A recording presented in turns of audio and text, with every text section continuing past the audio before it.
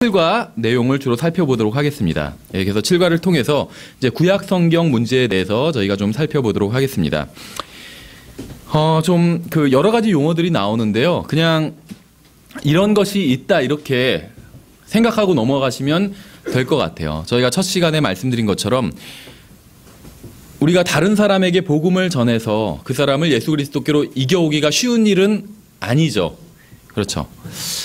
마찬가지로 이 성경 문제도 마찬가지인 것 같아요. 다른 사람에게 성경 문제에 대해서 이야기를 해서 이제 그 사람을 이제 바른 성경으로 이제 인도해 오기가 사실 쉽지는 않습니다. 그럼 이제 우리가 이걸 왜 공부하냐 하면 이제 특히 원문 비평이라는 것을 공부하는 첫 번째 이유는 우리의 믿음을 지키기 위해서입니다. 그 두 번째는 이제 다른 사람들에게 알려줘서 이제 그 사람을 설득하기 위함이라고 보시면 돼요. 왜냐하면 누군가가 예수님을 믿는 게 쉽지 않은 일인 것처럼 또 누군가가 이제 성경을 바꾸는 것도 쉽지 않은 일이에요. 근데 거기에는 여러 가지 원인이 있는 이유가 있는데 이제 대부분의 경우에 불행한 사실이지만 대부분의 경우에 믿음이 이제 성경에 기초하고 있지 않기 때문에 이 성경 문제가 이제 어떤 사람들에게는 아무것도 아니라는 거죠. 결코 중요한 문제가 아니라는 겁니다. 뭐 그 사람들이 구원받지 못했다. 지금 이런 얘기를 하는 게 아닙니다. 그 사람들의 믿음이 성경에 기초하고 있지 않아요. 그래서 성경이 어떻게 되었든 간에 그게 그 사람들에겐 큰 문제가 아니라는 거죠. 근데 이제 보통 성경에 대해서 무지한 어떤 그리스도인들만 있는 것이 아니라 이제 악의적으로 이제 잘못된 성경을 전파하고 다니는 사람들이 있습니다. 우리가 그런 사람들을 이제 만났을 때 우리가 성경 문제에 대해서 무지하다면, 그러니까 킹제임스 성경을 믿고 킹제임스 성경을 사용하고 있지만 성경 문제에 대해서 무지한 상태에 있다면 우리가 반대로 그 사람에게 어떻게 보면 설득될 수도 있다는 거예요. 그 다음에 예를 들면 뭐 신약의 사본이 어떻고 구약의 사본이 어떻고 하면서 전문 용어를 써가면서 이렇기 때문에 킹제임스 성경에도 오류가 있고 뭐 킹제임스 성경도 잘못됐다 이렇게 얘기했을 때 우리가 전혀 이러한 원문 비평에 대한 지식이 없다면 그 사람이 우리의 믿음에 대해서 이제 공격하는 것에 우리가 방어할 수 없다는 거죠. 그래서 우리가 이제 이러한 것들을 공부하는 이유는 우리의 믿음을 지키기 위해서입니다. 우리의 믿음을 방어하기 위해서라는 거예요. 그래서 어떤 용어들에 대해서 뭐 정확히 몰라도 이런 개념을 알고 계신다면 그거는 사실은 별거 아니다. 이렇게 우리가 어떤 사람이 공격하는 것들에 대해서 이제 방어해낼 수 있다는 거죠. 예를 들면 무슨 뭐 최초의 그러니까 원본에는 그렇게 안 돼 있다. 누가 이렇게 얘기를 한다면 킹제임스 성경은 그렇게 되어 있지만 원본에는 그렇게 되어 있지 않다.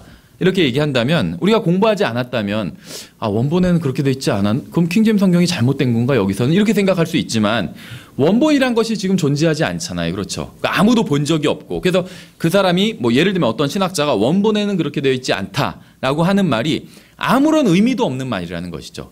아니면 예를 들면 어떤 원문 예를 들면 뭐 네슬 알란드 원문 아니면 UBS 원문에는 그렇게 되어 있지 않다. 따라서 킹제임스 성경이 잘못되어 있다. 이렇게 하는 말도 사실은 큰 의미가 없는 말이라는 것이죠. 원문이라는 것 자체가 그것이 바른 원문이든 잘못된 원문이든 필사본들을 짜집기 위해서 만들어낸 것이기 때문에 뭐 우리가 보통 사람들이 생각하는 것처럼 엄청난 권위가 있는 것은 아니라는 겁니다. 원문이라는 것 자체가. 그래서 어떤 사람이 원문에는 이렇게 되어 있는데 킹제임스 성경은 이렇게 되어 있다. 라고 말한다고 해서 우리가 위축될 필요가 전혀 없다는 거예요. 그러니까는 거의 아무것도 사실 의미하지 않아요. 그냥 그걸 더 정확히 말하면 짜집기 된 어떤 성경에는 이렇게 되어 있지 않다. 이 말이나 마찬가지라는 거죠. 아니면 좀 더 솔직하게 얘기하면 자기가 선호하는 어떤 성경엔 그렇게 되어 있지 않다. 이 말이라는 거예요. 그러니까 킹제임스 성경을 공격하기 위해서 자기가 선호하고 있는 어떤 성경을 인용해서 공격하고 있는 것뿐입니다. 그 성경이 다만 원어로 기록되었을 뿐이라는 그런 차이만 있다는 것이죠. 그러니까 원문에는 이렇게 되어 있지 않다. 이 말도 결국은 아무런 의미가 없는 말이라는 겁니다. 그래서 여기서 나오는 뭐 단어들, 그러니까 용어들을 기억하시면 좋지만 기억하지 못하셔도 사실 큰 상관은 없습니다. 우리의 영적 성장에 무슨 어떤 치명타를 가하는 게 아니에요. 기억하지 못한다고 해서. 그래서 이러한 개념이 있다. 여기서는 이렇게 이제 이것만 정리하고 넘어가시면 되고 처음에 제가 추천해드린 그런 책들이 있잖아요. 그래서 그 책들을 자세히 보시면 용어 같은 건 이제 자세히 나와 있습니다. 그러니까 그 용어 자체는 그렇게 중요하지는 않다고 보시면 돼요.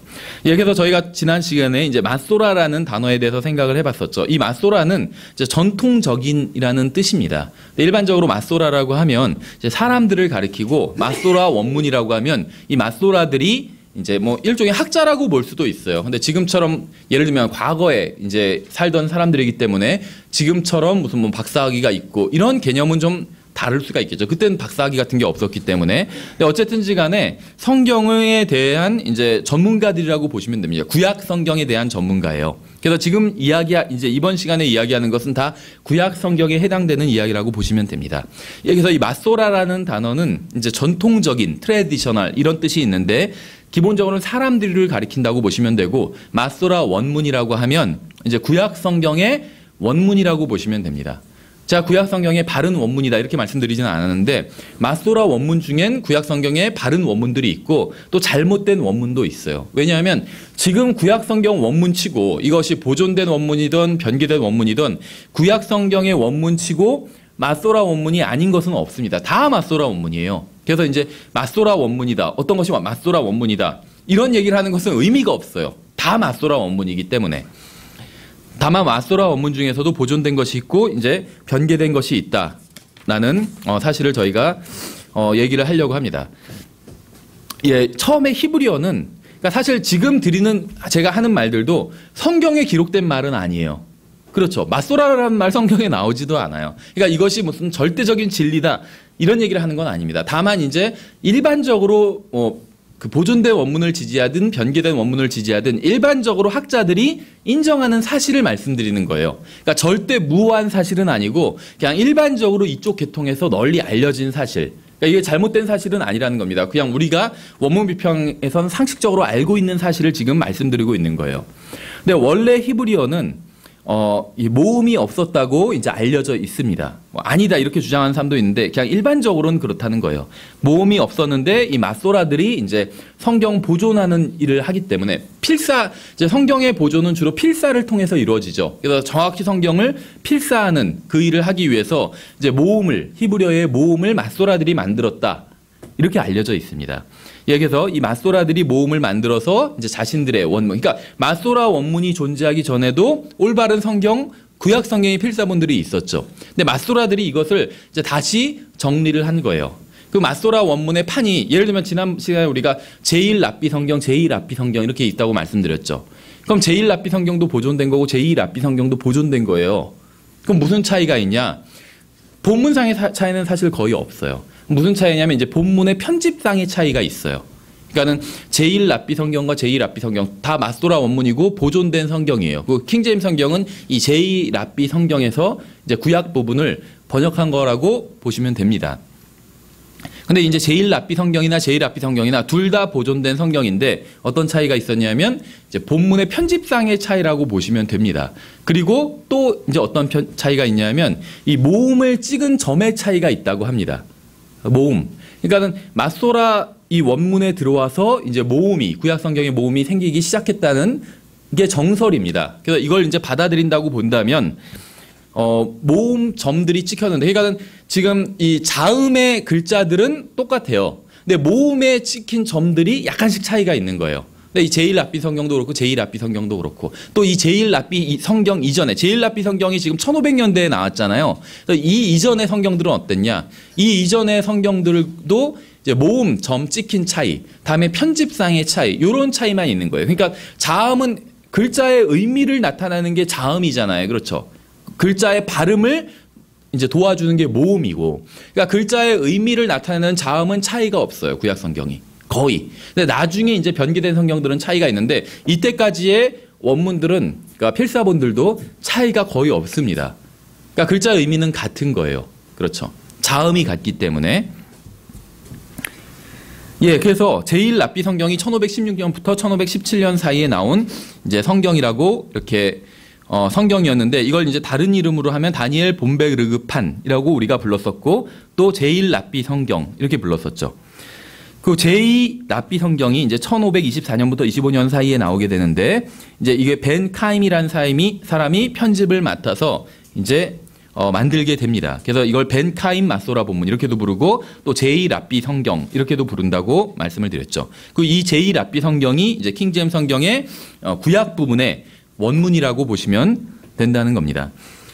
그래서 이 성경을 킹제임스 성경 400년간 영미권에서 사용한 것처럼 이 제2랍비 성경도 이제 이게 본문이 확정이 돼서 영미권에서는 500년간 사용을, 그러니까 영미권이 아니라 이제 모든 원문에선, 히브리어 원문에선 대표격으로 500년간 사용이 됩니다. 그러니까 다른 원문들도 있지만 다른 거는 이제 인정을 받지 못한다는 거예요. 다른 어떤 필사본들은. 그런데 이제 2차 대전 즈음에 이제 어떤 사람이 나오게 되냐면 루돌프 키텔이라는 사람이 나와요. 이 사람이 신학자인데 이 사람이 히틀러에게 반유대주의 사상을 주입시킨 사람이라고 보시면 됩니다.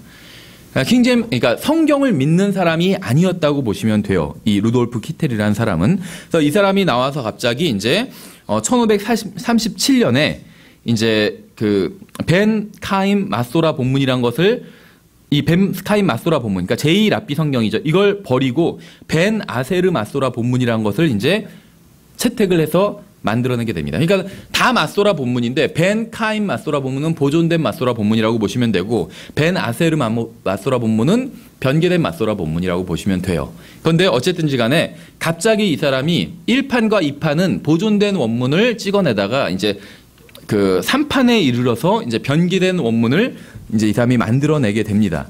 예, 그래서 이 사람이 만든, 그러니까 이 루돌프 키텔이 만든 1937년에 이제 출간한 이 키텔 3판인데 이것이 이제 비블리아 헤브라이카라는 이름으로 불리게 돼요. 근데 이제 이 비블리아 헤브라이카를 그 출간한 도시가 독일의 슈투트가르트라는 도시입니다. 그래서 보통 이 비블리아 헤브라이카 슈투트가르트판 이렇게 부릅니다. 그래서 약자를 따면 비블리아니까 B고 헤브라이카니까 H고 슈투트가르트니까 S. 그래서 BHS판이다. 이렇게 불러요.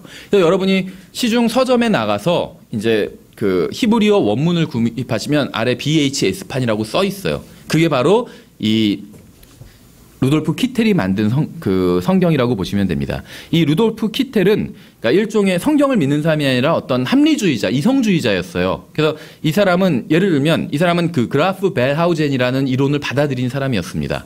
그라프 벨하우젠 이론이 뭐냐면 이제 원문 비평의 상대적인 개념이 고등 비평이라고 말씀드렸죠. 그럼 원문 비평의 상대적인 개념이 고등 비평이니까 원문 비평은 하등 비평이란 거예요. 사실은 그렇죠.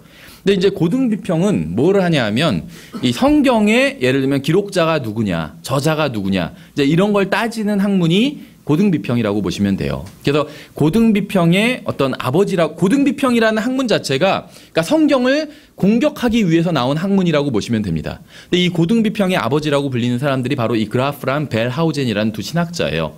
그래서 이 그라프란 벨하우젠이라는 신학자가 만들어낸 이론이 있는데 이제 그 이론을 그라프 벨하우젠 이론이다. 이런 식으로 이야기를 합니다. 근데 이 이론은 주로 어떻게 이루어져 있냐면 이제 문서 가설이라는 것으로 이루어져 있어요. 그러니까 어떤 증거는 사실 없어요. 이 성경을 보고 자기들이 이제 추측해서 만들어낸 이론입니다. 그래서 예를 들면 뭐 J 문서, E 문서, 뭐 D 문서, P 문서 이런 식으로 이루어져 있어요. 근데 각각 이론을 이루고 있는데 이거는 그냥 예를 들면 성경의 앞부분에서 뭐 여호와 하나님이 나오는데 주위에선 주로 주 하나님이 나온다. 그래서 아마 기록자가 서로 저자가 다를 거다. 이런 식으로 본다는 거예요. 그래서 한마디로 얘기하면 모세오경의 기록자는 모세가 아니다. 이런 식으로 봅니다. 모세가 아닌 다른 사람이다. 이런 식으로 봐요. 그래서 성경의 기록자들이 있죠. 물론 이제 이 사람들은 저자가 하나님이다. 이렇게 믿지도 않아요. 저자가 인간인데 그 기록자들이 예를 들면 모세오경을 모세가 기록하지 않았고 바울서신을 바울이 기록하지 않았다. 복음서를 누가복음을 누가가 기록하지 않았다. 이렇게 봐요. 그리고 그러니까 기록자들이 성경에 나온 그대로라고 믿지 않습니다. 그 성경의 연대를 좀 더 후대의 연대로 봐요. 예를 들면 저도 지금 정확히 잊어버렸는데 예를 들면 모세오경의 기록 연대를 이사야서의 기록 연대 이쯤으로 본다든지 예를 들면 모세오경은 예를 들면 AD 1500 적어도 BC 1500년경에 기록됐거든요. 근데 이거를 아예 BC 700년경 이런 식으로 보는 거예요. 그렇죠? 그러니까 다 조작된 문서다 이런 식으로 봅니다. 그러니까 성경을 하나님의 말씀으로 기본적으로 보지 않는 거예요.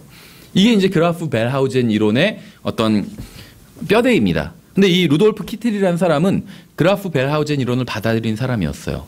그러니까 이 사람은 지금 구약 성경을 변개시킨 사람인데 구약 성경을 믿지 않았던 사람입니다. 근데 우리가 아까 보면 나중에 보겠지만 벤 카임이라는 사람은 그러니까 제2랍비 성경을 원문을 편집한 사람이 이제 벤 카임이라는 사람이라고 말씀드렸죠. 이 사람 유대인인데 나중에 예수 그리스도를 믿고 그리스도인이 돼요. 그러니까 킹제임스 성경의 구약 원문인 벤카임 원문 제1랍비 성경의 편수자는 유대인이었지만 나중에 예수 그리스도를 믿고 그리스도인이 되는 사람이에요. 근데 반대로 변개된 원문 1937년에 나온 이 키텔 3판을 만든 이 키텔이라는 사람은 성경의 기록을 믿지 않는, 특히 창세기, 그러니까 성경이 그 고등비평의 주된 대상은 사실은 신약 성경이 아니라 구약의 창세기예요. 근데 이 창세기에 어떤 진실성을 믿지 않았던 키텔이라는 사람이라는 것이죠. 그러니까 벌써 그 두 개의 원문이 큰 차이가 있죠. 그러니까 바른 원문, 이 제1랍비 성경과 또 변개된 원문, 이 키텔 3판에 이 편집한 사람이 갖고 있던 믿음이 엄청난 차이가 있었다는 것이죠. 예, 그래서 나중에 그러니까 이 키텔 3판이 이제 처음에는 비블리아 헤브라이카라고 불리다가 지금에 와서는 이제 60년대 70년대에 다시 편수가 돼서 이제 슈투트가르트 판이라고 불리고 있어요. 그래서 이제 이 BHS 판이 키텔 판이라고 보시면 됩니다. 같은 판이에요. 그럼 이건 보존된 원문이야? 보존된 원문은 아니에요. 근데 이것도 마소라 원문이기는 해요. 그러니까 보존된 거나 변개된 거나 다 마소라 원문입니다. 구약 성경은. 그래서 우리가 보통 마소라 원문이 전통적인 원문이라고 알고 있는데 이 키텔판도 마소라 원문이니까 이것도 보존된 것이겠지 이렇게 생각을 하는데 그건 전혀 그렇지 않다는 거죠. 이 키텔 성경의 특징을 보면, 그러니까 이 변개된 마소라 원문이죠. 이 키텔 성경의 그 특징을 보면 간혹 가다가 이제 그 각주가 있는데, 예를 들면 각주 1번을 1이라고 해놓고 아래서 각주 1이 해놓고 이제 비평 장치를 사용하고 있어요. 그러니까 비평 기호를 사용하고 있는데 L이라고 해놔요. 비평 기호를. 그러니까 이 비평 기호가 L이라고 해놓고 이제 이렇게 L이라고 해놓고 예를 들면 다른 단어를 써놓는다는 거죠. 그럼 이 L이라는 뜻의 의미는 뭐냐면 이건 라틴어래요. 뭐 제가 그냥 영어로 기록된 대로 그대로 읽으면 레젠둠이라고 읽어요. 근데 이게 발음인지는 모르겠어요. 라틴어니까. 어쨌든지 간에 이 L이라는 기호를 해놓고 이제 어떤 단어를 써놔요. 그러니까 위에 본문을 비평하기 위해서 아래 각주에서. 근데 이 L이라는 기호를 해놓고 어떤 단어를 써놓으면 잘 모르는 사람들은 이게 무슨 뭐 근거가 있나 보다 이렇게 생각할 수가 있잖아요. 근데 이 L이라는 기호는 뭐냐면 이렇게 해석한다. 이렇게 읽는다. 이런 의미예요. 그렇죠. 그래서 예를 들면 이사야서 7장 14절인가요? 예수 그리스도의 이제 처녀 탄생을 입증하는 구절이잖아요. 그럼 예를 들면 그 단어가 있어요. 히브리어 단어가. 처녀에 해당하는 히브리어 단어가 있어요. 거기에 각주를 해놓고 L이라고 해놓고 요 단어는 예를 들면 젊은 여자라고 읽는다. 이렇게 해놓는 거예요. L 해놓고 젊은 여자 이렇게 써놓으면. 그럼 우리가 봤을 때 무슨 근거가 있는 것 같지만 사실은 근거가 없는 이야기라는 거예요. 그러니까 이 비평장치들이 이런 것들이 꽤 된다는 거예요. 어떤 원문상의 어떤 근거, 어떤 필사본상의 근거가 있겠거니 생각하지만 사실은 근거가 없어요. 그냥 자기네가 그렇게 생각한다는 거예요. 근데 그런 의미를 모르는 사람이 보면 무슨 근거가 있겠거니 생각을 한다는 거죠. 사실은 근거가 없다는 거예요. 그렇죠. 예, 그래서 이거는 어떤 증거나 근거도 없는 상태에서 본문을 바꾸고 싶을 때 사용하는 기호라고 보면 돼요. 편집자가 본문을 증거는 없는데 자기 마음에 들지 않아요. 그럴 때 이 L이라는 기호를 써서 이렇게 읽는, 그게 그냥 의미가 그거라고 주장하는 거예요. 그렇죠. 그래서 쉽게 말해서 이렇게 읽는 데는 그것을 뒷받침할 만한 증거도 문헌도 없다는 겁니다.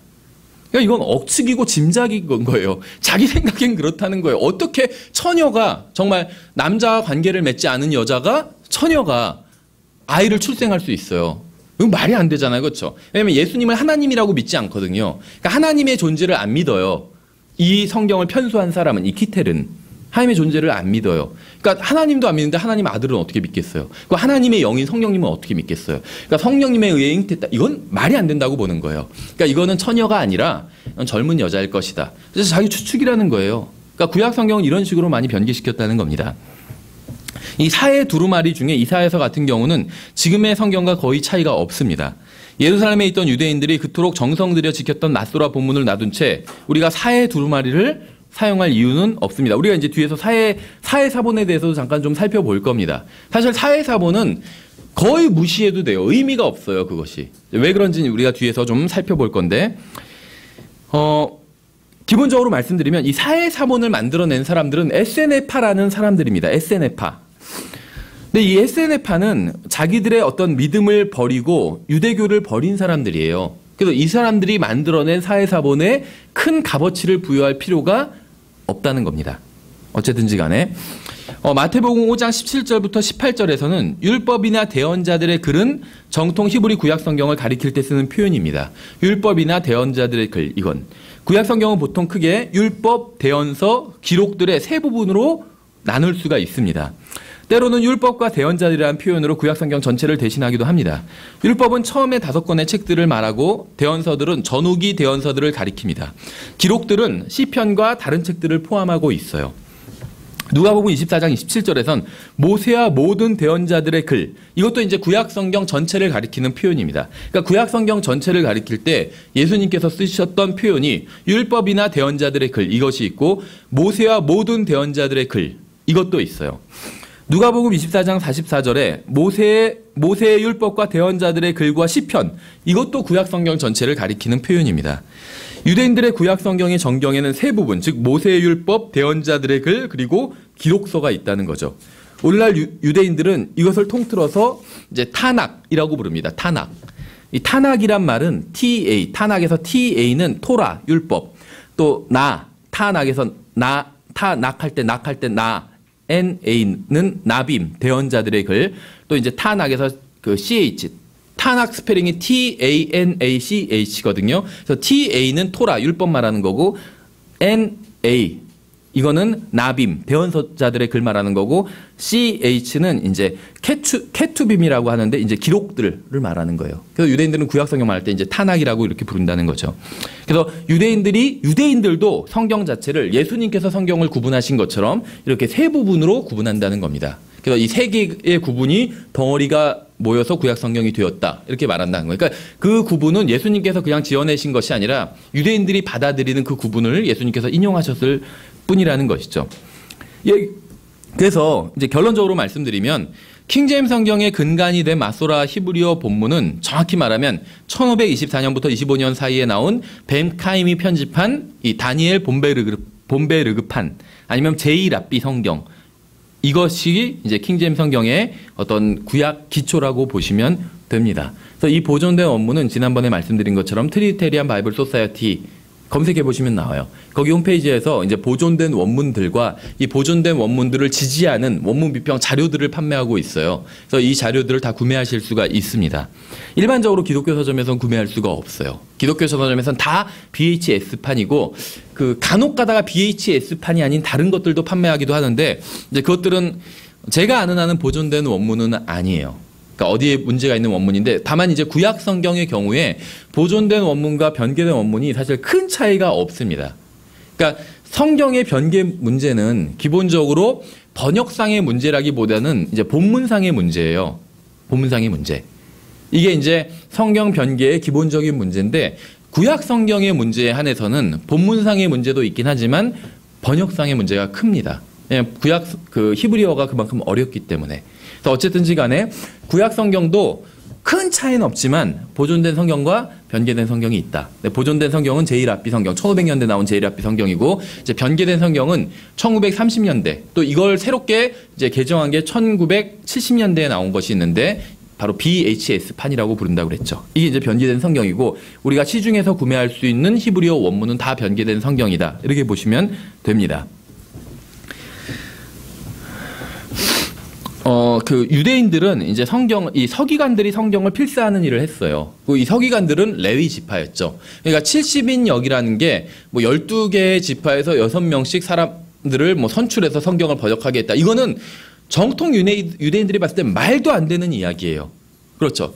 모든 지파가 성경을 보존하는 일을 하지 않았기 때문에 오직 레위 지파, 그 중에서도 이제 서기관들이 성경을 보존하는 일을 했습니다. 그래서 이 서기관들은 성경을 어떻게 보존했냐면 모든 구절을 다 셌어요. 절수, 구약 성경에. 또 그 모든 구절만 센 것이 아니라 단어 수까지 셌어요. 그 단어 수만 센 것이 아니라 모든 글자 수까지 셌습니다. 그래서 구약 성경의 글자 수를 정확히 셌어요. 그래서 성경을 필사하고 나선 이걸 검산을 해봐요. 글자 수를 다 세어본 거예요. 그렇죠? 그러니까 성경이 거의 완벽하게 보존될 수밖에 없어요. 이 신약 성경의 필사본들은 다 오류가 있습니다. 그러니까 뭐 의도적인 오류가 아니라 필사상의 실수. 생각해 보세요. 여러분이 책 한 권을 옮겨 쓴다고 생각해 보세요. 아무리 잘해도 오류가 있을 수밖에 없어요. 그렇죠. 지금 컴퓨터 갖고 책을 내가 쳐도 오류가 나오는데 문서 작업할 때 컴퓨터 갖고 다 워드 갖고 작업을 하거든요. 그래도 오타자가 나와요. 그 의도적인 오류는 아니죠. 근데 하물며 한자 한자 베꼈을 때 오류가 나올 수밖에 없습니다. 또 신약 성경의 필사본들을 베껴 쓴 사람들은 어떤 서기관들처럼 어떤 전문가들이 아니었다는 거예요. 평범한 그리스도인들이 베껴 썼습니다. 그러니까 실수가 나올 수밖에 없어요. 근데 구약 성경을 베껴 쓴 사람들은 서기관들이었고 이 사람들은 전문가들이었어요. 그래서 거의 실수가 없어요. 거의 실수가 없어요. 하나의 구약 성경에서 3개의 실수가 나오면 아예 폐기시켜 버렸어요. 그 성경을. 그 정도로 실수가 없었다는 겁니다. 그러니까 굉장히 신약 성경에 비해서 구약 성경은 철저하게 유대인들이 보존을 했어요. 그래서 사실 어떻게 보면 그래서 구약 성경은 변개된 부분이 적은 이유가 그거일 수 있다는 것이죠. 예수님께서는 누가복음 11장 11절에서 아벨의 피로부터 사가랴의 피까지라고 말씀하셨습니다. 이게 뭔 얘기냐면 구약 성경의 순서를 말씀하신 거예요. 그러니까 지금 우리가 사용하는 킹제임스 성경과 다음에 이제 히브리 마소라어 원문, 뭐 제1합비 성경, 바른 원문이죠. 이것에 차이가 있어요. 그 차이가 무엇이냐면 내용상의 차이는 없는데 순서 배열이 다릅니다.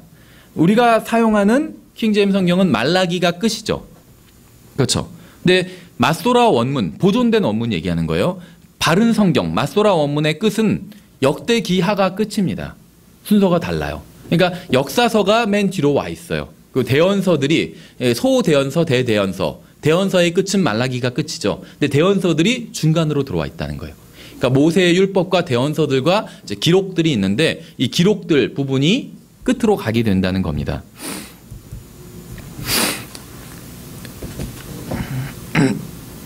그런데 역대기하 24장 12절에서 신실한 사람인 이 사가랴가 돌에 맞아 죽는 걸 볼 수 있습니다.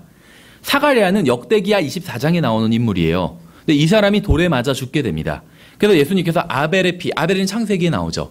또 사가랴의 피까지 이렇게 말씀하신 게 역대기하 맨 끝을 말씀하시는 거예요. 그래서 구약 성경, 당시 유대인들이 보던 구약 성경은 창세기부터 시작해서 말라기까지가 아니라 창세기부터 시작해서 역대기하로 끝난다는 거죠. 말라기는 그 사이에 있고. 그렇죠. 그래서 예수님께서 누가복음 11장에서 말씀하신 건 이건 이제 구약 성경의 순서를 말씀하신 거예요. 구약 성경 처음부터 끝까지 이 말을 아벨부터 사가랴까지 이런 식으로 표현하셨다는 것이죠. 그래서 유대인들이 사용하는, 지금도 마찬가지예요. 유대인들이 사용하는 히브리어 구약 성경의 끝은 역대기하라는 것이죠. 그렇죠. 근데 이것이 사실 교리적인 의미가 있어요. 왜 그런지 아세요? 말라기로 끝나면 어떻게 끝나게 되는지 아시죠? 재림으로 끝나요. 말라기는 예수 그리스도의 재림. 그런데 역대기하로 성경이 끝나게 되면, 구약성이 끝나게 되면 어떻게 되는지 아세요? 역대기하에 어떤 명령으로 끝나는지 아세요? 성경에 유대인들은 다 예루살렘으로 올라오라는 명령으로 끝나요. 그러니까 유대인들이 믿는 성경의 맨 끝은 역대기하죠. 저희가 믿는 성경의 맨 끝은 구약은 말라기고 신약은 요한계시록이죠. 그럼 말라기나 요한계시록이나 다 뭘로 끝나죠? 예수 그리스도의 재림으로 끝나요. 그래서 우리는 예수 그리스도의 재림을 기다리고 있어요. 그렇죠? 많은 말씀을 하셨는데 마지막으로 하신 말씀이 내가 반드시 속히 오리라, 이 말씀으로 끝났어요. 그래서 우리는 예수님의 명령하신 말씀들을, 명령을 많은 걸 지켜야 되지만 가장 우리가 지켜야 되는 건 마지막에 하신 말씀, 재림을 기다리는 일이에요. 그렇죠? 그래서 우리는 재림을 기다리는 삶을 살아야 됩니다. 그런데 구약성경, 유대인들의 구약성경의 끝은 예루살렘으로 올라오라는 것으로 끝나요. 왜 이걸로 끝날까요? 하나님께서는 역사를 다 알고 계셨어요. 지난번에 말씀드린 것처럼 하나님께서는 개인의 운명은 결정해 놓지 않으셨어요. 개인의 운명은 바뀔 수 있어요. 예수님을 믿으면 하늘나라 가고 예수님을 믿지 않으면 지옥에 가게 됩니다. 개인의 운명은 바뀔 수가 있어요. 그렇죠. 예수님을 믿어도 마찬가지예요. 사도 바울과 같은 삶을 살 수도 있고 데마와 같은 삶을 살 수도 있어요. 그렇죠. 개인의 운명은 바뀔 수 있어요. 구원받았든 구원받지 않았든. 근데 민족의 운명은 바뀌지 않아요. 유대인, 민족이죠. 또 민족들, 이방 민족들 12개의 민족만 남고 싹 사라지게 돼요. 그 12개가 뭔지는 모르겠지만 어쨌든지 간에 12개의 민족만 남고 사라지게 돼요. 그러니까 이방 민족의 운명도 결정되어 있어요. 그다음에 또 교회도 민족이라고 부르고 있잖아요. 그렇죠. 교회의 운명도 결정되어 있어요. 교회는 뭐 우리가 어떻게 하든 교회는 전체적으로는 예수 그리스도의 흠도 없고 점도 없는 신부로 드러나게 될 겁니다. 그러니까 교회의 운명도 결정되어 있다는 거죠. 유대인들의 운명이 결정되어 있어요. 그럼 유대인들의 운명은 어떻게 되냐면 예루살렘, 이 팔레스타인 땅 예루살렘에 모여서 유대인들은 머리 국가가 되는 거죠. 천년왕국에. 유대인들이 지금 어떻게 하고 있건 간에 상관없어요. 지금의 유대인들은 사실 배교한 상태입니다. 그러니까 우리가 팔레스타인 문제에 있어서 기본적으로 이제 이 세상에선 대부분 다 유대인들을 비난하죠. 근데 실제로는 사실은 소위 말해서 까놓고 보면 유대인들만 일방적으로 비난할 수는 없습니다. 왜냐하면 이 팔레스타인 땅이 오랫동안 비어 있었던 땅이라고 그래요. 근데 유대인들이 거기에 이제 들어와서 살았습니다. 그 어떤 일이 벌어졌냐면 지금 그 팔레스타인 난민들 있잖아요. 이 난민들도 같이 들어와서 살았어요, 거기에. 그래서 처음에는 거기서 같이 공존해서 살았어요, 유대인들과 그 팔레스타인 사람들이. 공존해서 하나의 국가를 건설해서 공존해서 살았습니다. 전혀 문제가 없었어요. 근데 어떻게 해서 문제가 생기게 된지 아세요? 6.1 전쟁이란 것이 있었죠, 과거에. 근데 이 6.1 전쟁이 어떻게 일어나게 된 거냐면 아랍 국가에서 이제 유대인들을 몰아내기 위해서 일으킨 전쟁이잖아요. 근데 이제 당시 아랍 국가의 전력이 압도적이었어요. 그래서 아랍 국가에선 이제 유대인들에 대해서 어떤 승리를 장담하고 있었습니다. 근데 어떻게 아랍 국가에서 이제 그 팔레스타인에 살던 유대인들과 그 팔레스타인 사람들이, 그러니까 팔레스타인 사람들은 거기서 살던 사람들이 아니에요. 거기는 비어 있었던 땅이에요. 그거를 유대인들이 와서 정착해서 가꾸면서 살았고, 그래서 거기가 사람이 살만한 땅이 되니까 이제 그 여러 난민들이 들어와서 같이 살게 된 거지, 팔레스타인 난민들이 그 땅에 원래부터 살았던 게 절대 아니라는 거. 비어 있었던 땅이에요, 한마디로. 근데 유대인들이 먼저 정착해서 살았고, 팔레스타인 사람들도, 지금 소위 팔레스타인이라고 불리는 사람들도 거기 같이 정착해서 같이 사이좋게 살았는데, 아랍 국가에서 한마디로 꼬셨어요. 너희들이 지금 우리가 이제 전쟁을 일으켜서 이 유대인들을 완전히 전멸시켜 버릴 거니까, 너희들이 같이 사이좋게 살던 사람들인데, 너희들이 나와서 따로 있으면 우리가 이 사람들을 전멸시키고 나서 다시 이 땅을 너희들에게 주겠다, 이렇게 약속을 한 거예요. 근데 전쟁이 어떻게 됐죠, 결과가? 유대인들의 대승리로 끝났잖아요. 그러니까 그 사람들은 같이 살다가 유대인들의 재산을 뺏으려고 그 욕심에 나가 있었던 거예요. 그런데 아랍이 패배했잖아요. 근데 그 꼬임에 넘어가지 않고 같이 있었던 사람들도 있었어요, 팔레스타인인들 중에서. 이 사람들은 지금 어떻게 됐는지 아세요? 이스라엘에서 지금 이스라엘 국민으로 같이 살고 있어요. 전혀 핍박받지 않고. 나가 있었던 사람, 그러니까 이 땅을 같이, 한 집에 같이 살다가 옆집에 사는 사람이 꼬신 거예요. 방 하나에 살던 사람한테 네가 잠깐 나와 있으면 이 집을 다 넣어주겠다, 이렇게 꼬셔서 나갔던 거예요. 근데 유대인들이 승리했죠. 못 들어간 거잖아요, 결국. 그러니까 이 사람들이 사실 피해자가 아니에요. 욕심을 부린 사람들이었죠. 그럼 아랍 사람들이 자기네가 그렇게 꼬실 땐 같이 형제라고 불러서 그렇게 꼬셔놓고, 그 다음 이 사람들이 난민이 돼버렸잖아요. 이 난민을 아랍 어느 국가에서도 받아주지 않았어요. 그러니까 아랍과 사실 팔레스타인 난민들이 잘못한 거예요. 근본적으로는. 그렇죠, 중동 문제가. 그러니까 이걸 잘 모르니까 사람들은 다 이스라엘 잘못이라고 그래요. 이스라엘은 자기네 국가 지킨 것뿐이 없어요. 그리고 왜 이스라엘을 함께 공존해서 잘 살지 못하나 이렇게 비판하는데, 함께 잘 살았어요. 그러다가 지금 나아가서 문제가 되는 사람들은 배신한 사람들이에요. 충분히 이해가 가죠, 전후 사정을 알고 나면. 어쨌든지 간에 이스라엘 사람들이 그렇다고 해서 지금 이스라엘 사람들이 하는 짓이 다 잘하고 있다, 이렇게 얘기하는 건 아니에요. 그 사람들도 분명히 잘못하고 있는 것들이 분명히 있습니다. 그런데 어쨌거나 이스라엘의 운명은 나중에 다 팔레스타인에 돌아오게 되고, 또 그거 지금 차지한 땅보다 훨씬 더 넓은 땅을 차지해서 천년왕국 때 머리 국가가 되는 거죠, 전 세계에서. 그게 이스라엘의 운명입니다. 그래서 하나님께서는 그 계획을 위해서 이스라엘에게 돌아오라고 말씀하셨어요. 그래서 구약성경, 유대인들이 믿는 성경의 맨 끝엔 유대인들은 다 예루살렘으로 올라오라, 이 명령으로 끝나요. 그래서 신실한 유대인들은 다 글로 모이게 됩니다. 다른 나라에 버티지 않아요. 글로 모이게 돼요, 신실한 유대인들은. 그러니까 이 성경의 순서가 의미가 있다는 거예요. 하나님께서 괜히 그리스도인들의 성경은, 구약 성경이 말라기, 예수 그리스도의 재림을 말씀하고 있는 말라기로 끝나게 하고, 유대인들의 성경은 이제 역대기하로 끝나게 하신 이유가 뭐 괜히 그렇게 우연히 된 게 아니라는 거죠. 하나님의 특별한 섭리하에 그렇게 되었다는 겁니다. 이 마소라 원문, 그러니까 제1랍비 성경 말하는 거예요. 이제 마소라 원문 얘기할 때 이 마소라 원문은 유대인들과 프로테스탄트 모두가 사용하는 전통 히브리어 구약 성경의 원문입니다. 그러니까 유대인들도 오랫동안 이 제1랍비 성경, 이 마소라 원문을 사용해 왔고, 다음에 킹제임 성경, 그러니까 거듭난 그리스도인들도 이 성경을 사용해 왔고, 이제 개신교인들도 그 종교개혁 당시에 이 마소라 원문을 선택했다는 거예요. 그래서 성경을 믿는 사람들은 다 이 마소라 원문을 구약 성경으로 선택을 했습니다. 또 이 사회사본 중에 대부분은 마소라 원문과 이제 일치를 합니다. 마소라 원문은 구약 성경의 공인 본문이에요. 그래서 이제 구약 성경판 수용 본문이다 이렇게 볼 수가 있습니다. 신약 성경의 수용 본문은 이제 TR이라고 불리는 성경이라고 볼 수가 있겠죠. 구약 성경의 수용 본문이 바로 이 마소라 원문이라고 보시면 됩니다.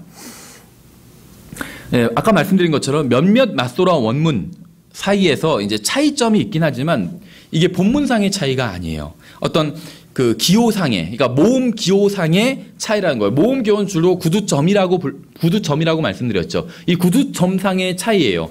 그러니까 의미는 하나도 다르지 않아요. 그러니까 마소라 본문, 보존된 마소라 원문끼리도 차이가 있는데 하나도 실질적인 의미상의 차이는 없다는 거예요. 찍힌 점 사이의 차이라는 겁니다. 그래서 어떤 교리적으로는 전혀 차이가 없다는 겁니다.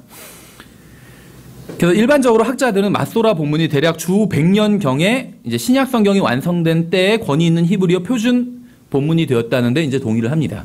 그래서 구약 성경도 여러 가지 필사본으로 존재하다가 이제 신약 성경이 완성될 즈음에 이 마소라 원문이 이제 표준 원문으로 정해진다는 거예요. 물론 이제 마소라 원문이다 불린 거는 이제 중세 때 불리게 된다고 볼 수가 있습니다. 근데 이제 중세 때 마소라들이 갑자기 자기네들이 원문을 그냥 만들어낸 건 아니니까. 그렇죠. 예, 그래서 아까 말씀드린 이 제2랍비 성경을 만든 사람은 이제 그 야곱 벤 카임이라는 사람인데, 예, 이 사람은 이제 그리스도인이 되었어요, 나중에. 그래서 구약 성경 작업을 위해서 킹제임 성경 번역자들이 사용한 본문도 바로 이 사람의 본문이라고 말씀을 드렸죠. 이 벤 카임 마소라 본문이 아니라 벤 아세르 마소라 본문은 변개된 원문이라고 말씀을 드렸죠. 예, 이거는 이제 1008년경에 레닌그라드 코덱스라는 변개된 필사본이 있는데 구약 필사본이에요. 근데 이것을 이제 그 마소라 전통 마소라 원문에 이걸 넣은 작업을 한 겁니다. 이 벤 아세르라는 가문이에요. 이것도 벤 카인 가문처럼.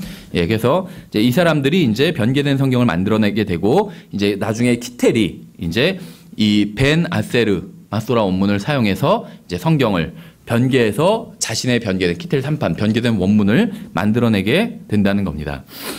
예, 70인역에 대해서 저희가 공부해 봤는데 이제 구약 성경 지금 얘기를 하니까 다시 70인역에 대해서 간단하게 얘기하면 이 70인역을 영어로는 이제 세투아젠트 이렇게 불러요. 70인역을. 그리고 또 다른 말로는 헥사플라라고 부릅니다. 헥사플라. 그 기호로는 LXX 이렇게 표시를 한다고 말씀드렸죠. 그래서 이 70인역 헥사플라라는 말은 육란 성경이라는 말이에요. 육란 성경이기 때문에 이제 란이 6개로 돼 있어요. 지금 우리가 쓰는 한영대역 성경은 2란 성경이죠. 영어, 한글 이렇게. 70인역은 육란 성경이었어요. 그래서 첫 번째는 히브리어 본문이 있었고 두 번째는 그리스어로 음역된 히브리어 본문이에요. 음역된. 그러니까 번역과 음역의 차이를 아시죠? 러브라는 말을 번역하면 사랑이라고 번역하잖아요. 음역하면 러브예요. 한국말로도 리을, 그다음에 비읍, 이렇게 쓰는 거죠. 러브 이렇게. 이게 음역입니다. 그러니까 히브리어 구약 성경을 음역해서 쓴 게 이제 두 번째 란에 있었어요. 세 번째 란은 이제 아퀴라라는 사람의 그리스어 구약 성경 번역본이었습니다. 네 번째 이제 신마쿠스라는 사람의 그리스어 구약 성경 번역본이에요. 근데 이 아퀴라, 신마쿠스 다 배교한 사람들이에요. 그러니까 정통 유대인이 아니라는 겁니다. 그 다음에 이제 다섯 번째 란이 70인역이 있었고, 다음에 여섯 번째 란이 이제 데오도티안이라는 사람의 그리스어 구약 성경 역본이 들어있어요. 그러니까 한마디로 말하면 70인역이란 건 6란 성경인데 첫 번째 란만 히브리어 구약 성경이고 두 번째, 세 번째, 네 번째, 다섯 번째, 여섯 번째는 다 그리스어로 된 성경이에요. 근데 두 번째는 그리스어 음역 성경이죠. 그 이제 세 번째, 네 번째, 다섯 번째, 여섯 번째가 배교한 사람들이 구약 성경을 그리스어로 번역한 이런 성경입니다. 그러니까 지금은 구약 시대에 왜 제가 배교한 사람들이 번역한 거라고 말씀을 드리냐면 구약 시대에는 하나님을 제대로 믿는 사람은 유대인이 됐어요. 유대인들의 언어를 사용해서 배우게 된다는 겁니다. 유대인이 된다는 거예요. 에디오피아 내시는 유대인이 됐습니다. 그렇죠. 에디오피아 내시가 보고 있던 이사야서는 어느 나라 말로 기록되어 있었을까요? 히브리어로 기록되어 있었을 거예요. 분명히 유대인이 됐기 때문에. 그래서 구약성 그 유대인이 된다는 것, 하나님을 제대로 믿는다는 건 유대인이 된다는 거예요. 그러면 구약 성경을 번역할 필요가 없다는 겁니다. 그렇죠. 생각해 보세요. 구약 성경을 문자 그대로 한자 한자 옮기던 사람들이에요. 정통 유대인들이. 이 사람들이 성경을 번역하겠느냐? 절대 번역할 리가 없다는 거예요. 왜냐하면 구약 언어를 배우면 되기 때문에. 이 언어가 달라지면 개념이 달라질 수가 있어요. 잘못하면. 그렇죠. 특히 이 그리스어 같은 경우에 그렇게 될 위험이 있다는 거죠. 구약 성경에 보면 유대인들이 배교하게 됐을 때 어떻게 되는지 아세요? 자녀들이 히브리어를 하지 못하고 히브리어는 잘 못하고 다른 나라 말을 하게 됩니다. 그런 얘기가 나오죠. 에스라서에 나오잖아요. 그렇죠. 그래서 에스라가 막 그런 사람들을 폭행하잖아요. 지금으로 보면 수염 쥐어 뜯고 막 폭행하잖아요. 그렇죠. 그 이방 여인들은 다 얘 내쫓아 버리라 이렇게까지 말하잖아요. 지금 결혼해서 살고 있는 부인인데 내쫓으라는 거예요. 그 정도로 강력하게 개혁을 단행했죠. 왜 그랬을까요? 언어가 타락하면 믿음이 타락하게 돼 있어요. 그래서 우리가 사용하는 이 언어가 사실 굉장히 중요해요. 어쨌든지 간에 이제 유대인들은 제대로 믿었던 유대인들은 성경을 번역하지 않았습니다. 그리스어로 번역하지 않았다는 거예요. 이 헥사플라에 있던 4개의 이제 구약 성경의 그리스어 사본이죠. 이것들은 다 배교한 유대인들이 번역하는 거라는 거예요. 70인역만 빼고. 왜냐하면 70인역을 유대인들이 번역했다 이렇게 얘기하지만 사실 유대인들이 번역한 게 아니라 오리겐이라는 사람이 번역한 거죠. 오리겐이 번역한 구약 시대에 번역한 게 아니라는 겁니다.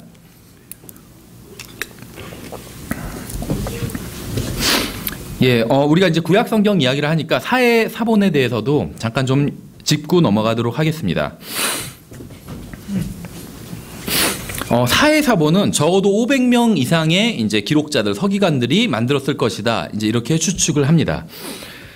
그중 일부는 이제 그리스도의 시기와 또 예수님 시기 이후에 기록된 것들도 있어요. 근데 이제 두루마리들의 대부분은 예수님 이전에 기록된 거, BC에 기록됐다고 보는 게 이제 일반적인 견해입니다. 그래서 이 사회사본은 대부분 주전 3세기경에 기록되었다 이렇게 알려져 있어요. 근데 이제 사회사본이 긍정적인 면이 있고 부정적인 면이 있습니다. 긍정적인 면은 무엇이냐면 사회사본 중에는 이제 그 히브리 마소라 원문과 일치하는 사본들이 있습니다. 그러니까 이 사회사본은 대부분 BC에 기록됐다고 말씀을 드렸죠. 그런데 히브리 마소라 원문과 일치하는 본문이 있다고 말씀드렸죠. 그러면은 히브리 마소라 본문의 기록 어떤 그 연대를 더 땡기는 게 되는 거죠. 그러니까 구약 성경은 BC에 다 기록됐어요. 그렇죠. 하지만 마소라 원문 필사본들은 BC까지 올라가는 필사본들이 없습니다. 왜 그럴까요? 몇천 년을 계속 필사본이 남아있을 수가 없잖아요. 그래서 지금 가지고 있는 구약 성경 마소라 필사본들도 다 1500년대 거, 뭐 1000년대 거, 1200년대 거 이런 것들이에요. 그런데 사회사본이 발견됨으로 인해서 이 필사본들 1000년대 거의 필사본들과 BC 3세기경의 필사본들이 일치를 해요. 그럼 결국 이 1000년대의 필사본들이 BC 3세기경 것과 일치한다는 건 오래된 그 전통적인 본문을 갖고 있다는 게 입증이 되는 거잖아요. 그렇죠. 이게 이제 긍정적인 면이에요. 근데 이 사회사본 중에는 어떤 것도 있냐면 70인역과 일치하는 것도 있어요. 그러니까 학자들이 왜 사회사본을 중요하게 여기는지를 알겠죠. 70인역과 일치하는 게 있어요. 근데 사회사본은 대부분 연대가 BC 3세기경이라고 말씀드렸죠.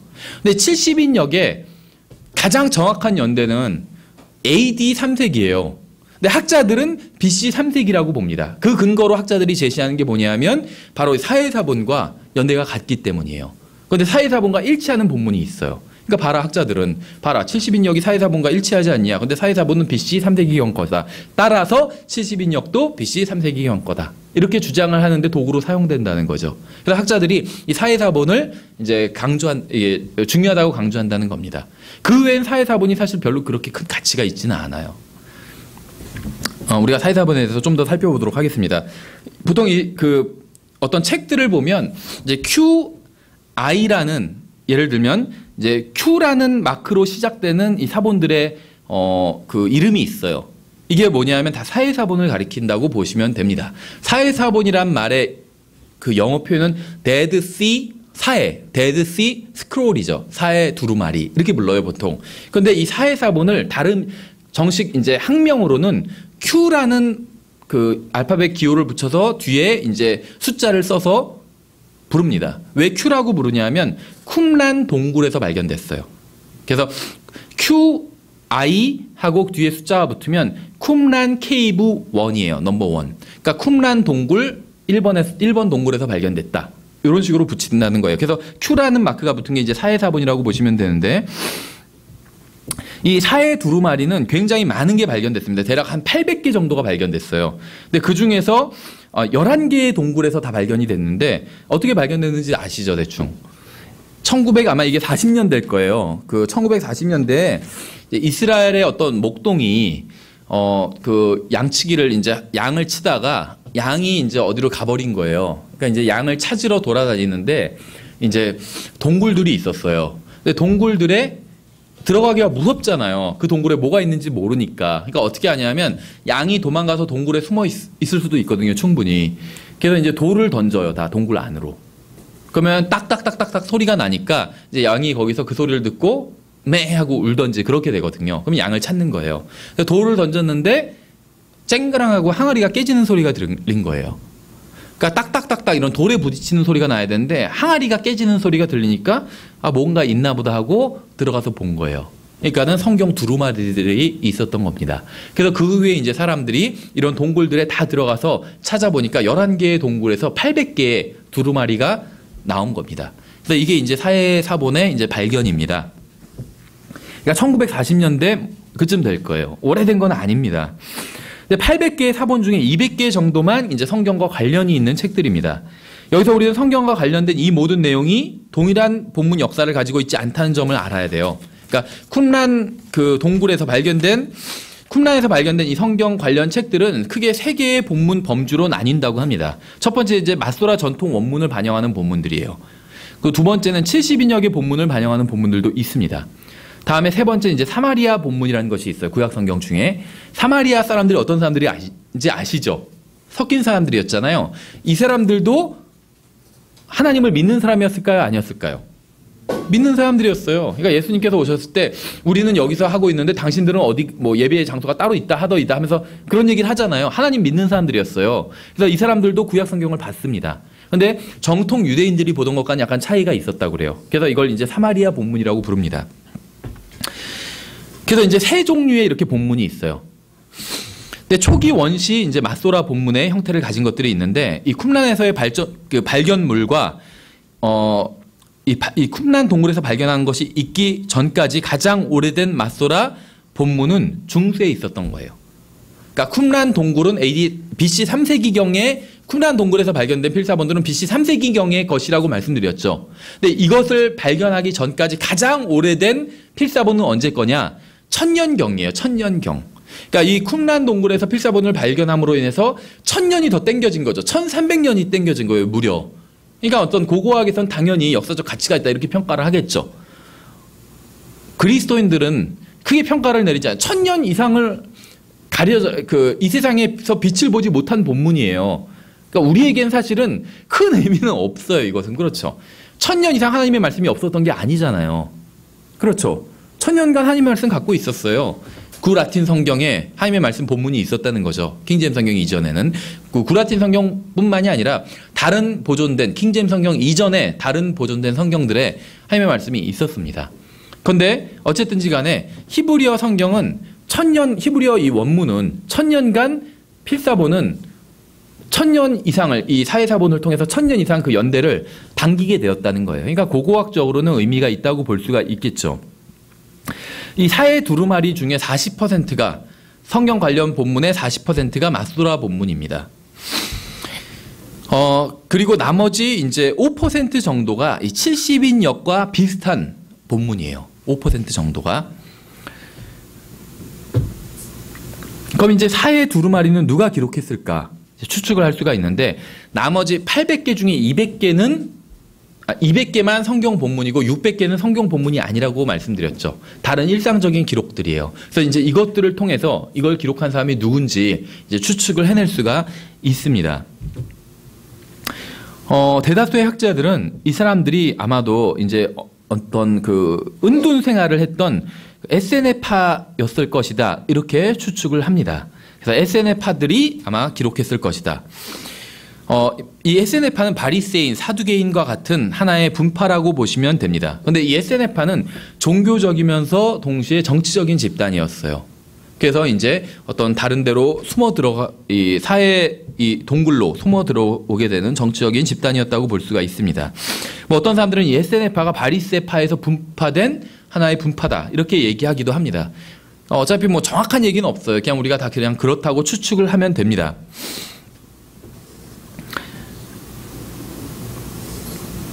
그래서 누가 사해 두루마리들을 기록했는가와는 무관하게 우리는 사해 두루마리들 안에 있는 것 중에 전통 히브리 마소라 본문을 반대하기 위해서 사용할 수 있는 증거가 거의 없다는 것을 알아야 된다는 거예요. 그러니까 이 사해 두루마리를 통해서 지금 알려져 있는 전통 히브리 원문이 가짜다 이렇게 입증할 수 있는 거는 거의 없다고 보시면 된다는 거죠. 그럼 이제 이 사해 두루마리가 갖는 저희가 영적인 의미를 한번 생각해 보자는 거예요. 역사적으로는 이제 역사적인 설명은 제가 방금 드린 것이고 영적인 의미를 한번 부여해 보자는 거죠. 우리가 어떤 일이 일어나면 이걸 영적인 의미를 부여해 봐야 된다는 겁니다. 그렇죠. 이 세상에서 일어나는 일들도 영적인 의미를 부여해 봐야 돼요. 그러니까 하나님의 말씀은 이것에 관해서 무엇이라고 말씀하고 있는지. 근데 이름이 갖는 의미가 있어요. 이 사해사본이라고 부르잖아요. 사해사본. 그렇죠. Dead Sea Scroll이에요. 사해사본. 죽은 사본이에요. 사실은 그렇죠. 죽은 바다 사본이에요. 그렇죠. 우리나라 말로 하면. 근데 예수님께서 뭐라고 말씀하셨죠? 예수님께서 하신 말씀이 아니라 성경에 뭐라고 돼 있냐면 너희가 어찌하여 살아계시는 분을 죽은 자들 가운데서 찾느냐 이렇게 말씀하고 있어요. 성경에선 죽은 것은 의미가 없어요. 그렇죠. 긍정적인 의미를 갖고 있지 않다는 겁니다. 예수님 죽었다가 살아나셨어요. 죽은 자 가운데서 진리이신 예수님을 사람들이 찾을 때 천사들이 나와서 그랬잖아요. 왜 살아계신 분을 죽은 자 가운데서 찾느냐 이렇게 말씀을 했죠. 천사들이. 마찬가지예요. 우리는 살아계신 하나님의 말씀, 하나님의 살아있는 말씀, 하나님의 말씀을 기록하신 하나님만 살아계신 것이 아니라 말씀 자체도 살아있다고 성경 말씀하고 있죠. 살아있는 말씀을 죽은 사본들 가운데서 찾을 이유는 없다는 겁니다. 우리가 영적으로 적용해 본다면. 그렇죠.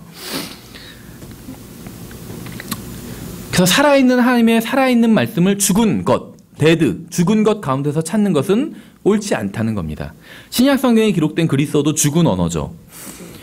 어떤 사람들 이런 얘기를 합니다. 킹제임스 성경을 믿는 사람들에게 하나님께서는 왜 자신의 최종적인 권위를 영어로 주셨다고 생각합니까? 영어 킹제임스 성경을 가지고 있지 않거나 읽을 수 없는 사람들은 그럼 어쩌란 말입니까? 이런 얘기를 하죠. 우리는 영어 킹제임스 성경이 최종적인 권위다 이런 얘기를 하니까 학자들은 이런 말로 킹제임스 성경을 공격합니다. 이러한 질문은 동일한 방법으로 학자들에게 되돌려 줄 수 있어요. 그리스어는 이미 죽은 언어인데 그리스어가 무엇이 그렇게 특별하단 말인가? 1%도 아니에요. 0.1% 미만의 사람들이 현대 그리스어를 사용하고 있는데 나머지 99.9% 이상의 그리스어를 알아듣지 못하는 전 세계 사람들에게 그리스어가 무슨 의미가 있겠는가? 이런 얘기를 할 수 있다는 거죠. 그렇죠? 학자들은 살아계신 하나님의 말씀을 죽은 언어, 그리스어, 죽은 언어와 죽은 사본, 사해 사본에서 찾고 있는 겁니다. 그들은 현재를 살고 있는 게 아니라 과거를 살고 있는 것이죠. 새로운 필사본의 발견은 대부분 킹제임스 성경과 그 성경을 믿는 사람들을 공격하기 위해서 사본들을 발견하고 있다는 거예요. 무슨 말이냐면 20년 전에는 신약 성경 필사본의 수가 5,200개라고 그랬어요.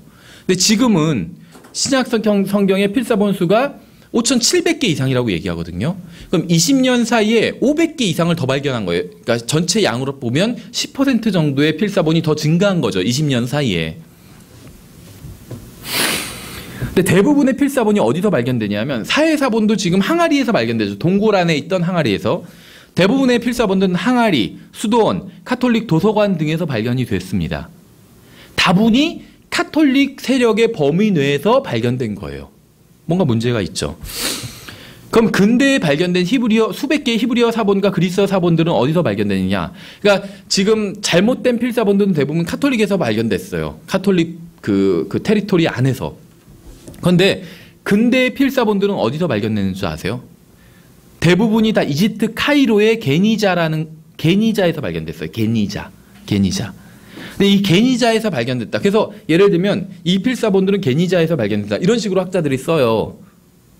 그러면 모르는 사람들은 게니자라는 곳에서 어떻게 발견됐나 보다. 뭔가 의미가 있나 보다. 이렇게 생각할 수가 있는데 게니자라는 말은 어떤 장소를 지칭하는 말이 아니에요. 그러니까 장소를 지칭하는 말이긴 한데 지명을 말하고 있지는 않아요. 도시 이름, 마을 이름이 아니라는 겁니다. 그럼 게니자라는 말은 장소를 지칭하기는 하지만 도시나 마을이나 그런 지명은 아니라는 거예요. 그럼 게니자의 뜻이 뭔지 아세요? 쓰레기를 모아두는 장소예요. 쓰레기 소각장. 이게 게니자의 뜻이에요. 그러면 잘 생각해 보세요. 지금 현대에 잘못된 필사본들은 게니자에서 많이 발견이 된다는 거예요. 근데 게니자에서 발견된다. 그러면 우리가 들을 때는 모르죠, 잘. 근데 게니자에서 발견된 사본들에 따르면 킹제임스 성경이 잘못됐다. 이렇게 얘기를 한다면 당할 수밖에 없어요. 이런 용어를 모르면, 원문평에 대해서 공부해보지 않으면. 그렇죠. 근데 게니자의 뜻은 쓰레기 소각장이에요. 그냥 쓰레기 소각장을 게니자라고 불러요. 그러면 쓰레기 소각장에서 발견된 원문들에 따르면 킹제임스 성경이 잘못됐다. 이렇게 보면 어떨까요? 그럼 별거 아닌 거가 되죠. 쓰레기통이에요. 게니자는 다른 말로 하면. 게니자는 잘못된 필사본들, 즉 필사본으로서의 가치가 없어서 폐기되고 소각되기 전에 필사본들이 모이는 쓰레기 임시 저장소예요. 그래서 이 구약 성경 이 필사본의 권위자 중엔 이제 캐뇽이라는 사람이 있어요. 썰 프레드릭 캐뇽. 이 사람 이름으로 검색하면 이제 관심 있는 분들 한번 책 찾아보시면 책이 나와요. 구약 성경에 관해서 이제 원문 비평을 이제 연구한 사람들은 이 사람 책을 다 봅니다. 근데 사실 책이 굉장히 어려워요. 분량도 많고. 그래서 꼭 우리가 찾아볼 필요는 없습니다. 어쨌든지 간에 구약 성경 원문 비평의 이제 권위자로 일반적으로 알려져 있는 사람인데 이 사람도 이 게니자에서 현대에 들어와서 발견된 사본들에 대해서는 이건 불완전한 필사본들이다. 이렇게 평가를 합니다. 불완전한 필사본들이기 때문에 쓰레기장에서 소각하려고 이렇게 했던 거겠죠. 이 쿰란 공동체에 있던 사해 사본의 발견은 사해 서쪽으로 이제 2마일 정도 떨어진 유대 광야에서 이제 1940년대, 47년에 이제 발견되게 됩니다. 그래서 쿰란 제1동굴에서 하박국서가 발견되었고 제4동굴에서는 이제 90개의 히브리어 필사본들이 발견됐다고 합니다. 이들 90개의 히브리어 필사본들은 에스더서를 제외하고 모든 구약 성경의 부분을 이루고 있는 것들이에요. 에스더서만 없고. 근데 이들 중에 BC에 기록되었다는 70인역은 존재하지 않는다는 거죠. 이들 필사본들 중 13개의 필사본들은 신명기고 12개는 이사야서고 10개는 시편이고 이런 식이에요. 그러니까 이제 구약 성경의 중요한 성경들, 구약 성경을 다 담고 있지는 않다는 겁니다. 이 사해 사본이라고 알려진 사본들의 특정한 부분은 히브리 전통 마소라 본문을 지지하고 있어요. 그래서 이제 일반적으로는 사해 사본은 마소라 본문을 지지하고 있다. 이런 식으로만 나옵니다. 예를 들면 구약 성경 계론서 같은 데 보면 사해 사본은 마소라 본문을 지지하고 있다. 근데 사실은 우리가 조금 더 알고 가면 이 말은 아무것도 의미하지 않는다고 제가 얘기를 드렸죠. 왜냐하면 보존된 원문이나 변기된 원문이나 다 마소라 원문이에요. 그러니까 사해 사본은 마소라 원문을 지지한다. 이 말은 의미가 없는 건 아니지만 아주 정확한 말은 아니라는 겁니다. 그냥 대략적인 말이라는 거죠. 그러니까 우리가 지금 이걸 공부하는 이유는 그냥 대략적으로 이렇다라는 걸 알기 위해서 공부하는 거예요. 이거 우리가 지금 아는 지식으로 예를 들면 성경을 변기하는 학자들이 있어요. 이 사람들 설득하지 못합니다. 설득하지 못해요. 왜냐면 그 사람들은 또 다른 용어들을 꺼내기 때문에. 다만 우리가 이런 걸 공부하는 건 대충 스토리가 이렇게 되기 때문에 우리가 상대방이 무슨 말을 하더라도 그 말에 큰 점수를 줄 필요는 없다는 거예요. 우리가 점수를 주는 건 기록된 하나님의 말씀이에요. 그것이 어느 언어로 돼 있는지는 중요하지 않아요. 어느 언어로 돼 있든지 상관없이 하나님의 말씀에 뭐라고 기록되어 있다면 그게 진리이고 사실입니다. 그럼 우리는 결정을 번복할 수가 있어요. 그렇죠? 예를 들면 저는 지금 하나님의 말씀 중에서 믿고 있는 교리가 있습니다. 근데 누군가 제가 믿고 있는 게 잘못되었다 이야기를 하면서 예를 들면 어떤 사본에는 이렇게 돼 있다 이렇게 얘기해요. 그럼 저는 그걸 신뢰하지 않아요. 의미가 없어요. 어떤 사본에 이렇게 되어 있다는 건 반대하는 사본도 수두룩해요. 의미가 없는 말이란 거예요. 근데 예를 들면 제가 어떤 지지하고 있는 교리가 있는데 계시록 몇 장 몇 절에 이렇게 되어 있다. 요한복음 몇 장 몇 절에 이렇게 되어 있다. 따라서 당신이 지금 가르치는 교리는 잘못되었다. 이렇게 누가 저를 지적한다면 그건 저희가 고려해 볼 수밖에 없다는 거죠. 근데 그 구절이 맞아요. 제가 예를 들면 가르치는 교리에 정반대를 말씀하고 있어요. 그 구절이. 그러면 제가 교리를 바꿔야 돼요. 그렇죠? 근데 어떤 사본에 이렇게 되어 있다. 그거는 아무런 의미가 없다는 거예요. 그래서 저희가 원문피평 공부하는 게 결국은 한마디로 요약한다면 이렇게 정리하실 수가 있어요. 어떤 사본엔 이렇게 되어 있다. 이 말은 아무런 의미도 없는 말이다. 원문에 어떤 원문에 이렇게 되어 있다. 이 말도 아무런 의미도 없는 말이다. 저의 믿음을 바꾸지 않을 거라는 거예요. 그런 말로 인해서는. 하지만 성경 무슨 책 몇 장 몇 절에 이렇게 되어 있다 한다면 저의 믿음을 바꿔야 된다는 거예요. 그건 성경이 맞고 제 믿음이 잘못됐다는 거죠. 서로 반대를 이루고 있다면.